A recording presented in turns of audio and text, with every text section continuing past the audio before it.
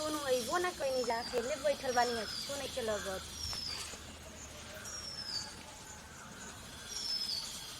का हो आ गेलू? हाँ हो अइनी अब अइनी आके बैठनी है बैठा। अब नहीं बस ये 2 मिनट होता अइनी बैठनी है। काहे?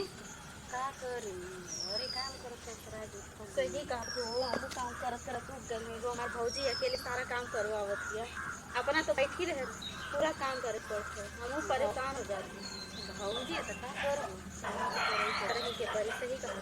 राज राज करी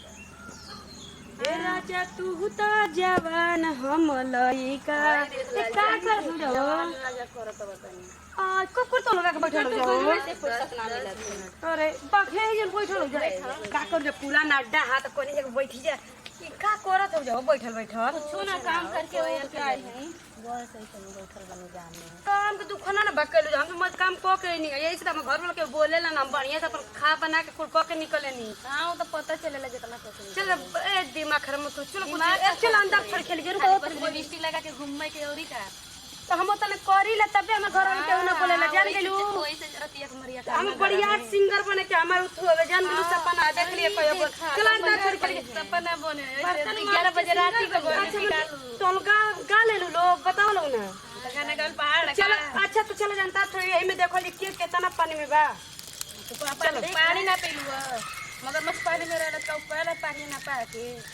ये पानी में कैसन बात करत हो तो दिमाग आके जब हमार घर में से बात छूट जाला हम सिंगर बने के एकदम समझ ले एकदम हमर मन करल के सिंगर बनती सिंगर बनी है पानी में डुबकी लगा के चला इन तब छोड़ी ओके चला हो ही जाए। तू का बतावत यार क्या हम अकेले न हो जाइए तो दुनिया मिलो खेलत हो जा नहीं मुका तो अकेले के ले जाए कोनो दिक्कत ना है कट करो यार तुमको आना है जी तुम्हारे लिए हम इंतजार ले हमार सिंगर आ गए सब करो चलो यहां का काट लो तू ना गेला का हो हां हो का काट लो अब देखा हमनी के ई इतना हो तो हर मन ना सिंगर बने के कब का बाबू एकदम कान हमारे लिए हमारे लिए जोन गलिया में घूमत रह बतियावत रह जाके मोबाइलिया पटक देलक बगलिया में सिंगर बने दिमाग है ना सिंगर अपने मुंह देखा दोनों पूरा पानी सुनो ये झगड़ा करे ना ले जब अपने टोल में दम है ना चलो जब अंताक्षरी छड़ी चलो अंताक्षरी शुरू करो अंताक्षरी लेके प्रभु के नाम समय बितावे खातिर कुछ करे के पड़ी एकर मतलब तू सिंगर बने तो समय बितावे खातिर और काम में से गावा मस्त गा लो मौ से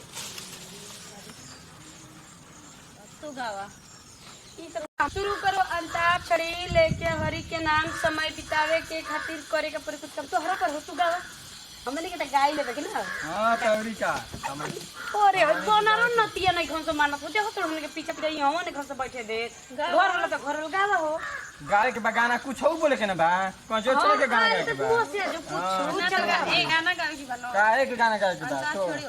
सिंगर वाली बात बोल सिंगर वाली बात बोलिए तो जब गाय के भाई हमने इतना गाना का पढ़ हमने जोन पढ़ लिखल जाला ना पढ़ लिखल जाला चल हटाओ तो किला सुनाओ के गाना गावे के चलो गावा हो उसको न करेंगे हंसी के मरेंगे हम प्यार में तेरे सनम सरला है गाना की बात अरे देखो गावा हो तू गावा हो तो हर नंबर गावा हमार नंबर जे आगे जाई ओके नाम मिली चलो लो मोसियाल गावा दिखमा कुन में मामा का देखा तू बाबा कुल अरे देखो मोरे के गावत है हरवा गढ़वाला ए पिया नथिया हो गढ़वाला बोला देख लो वाह वाह देख लो सिंगर बनी है गढ़वाला ए पिया नथिया हो गढ़वाला काहे न गढ़वाला पिया हो हाय हाय हाय हाय काहे न गढ़वाला पिया हो हम के झूलनिया झूलनिया लो से गावा लो से गावा हमनी के गानी जा देखला गावा हम लो से आओ सिंगर ना बनिया की गाओ गावा गाओ कहल जल नाचे ना आवे अंगन में टेढ़ बगावे नहीं कहो का गावा कर तुझे का गावा हो गावा का जा कुल आ गए कुल काहे के होई ना गा थिन कुल देखा तू तनी से कट करा अब देव गनी ना का गाओ गावा सिंगर भइल बड़ा तो गावा ना और उ तो कुछ हो गादी बना के यार मनंगा दिन गादा बड़ा निक लागे तोहर रूपवा सलोना ओए होए एकदम फोड़ के एकदम ककरी नहीं रोता है।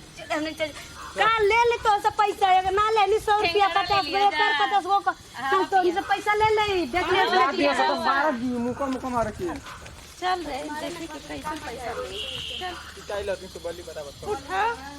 तो अरे चलाक होई हम ठीक नो ये पिटाई खातिर थोड़ी बैठो। हमारा चैनल है एपी पाई। जय हिंद। जय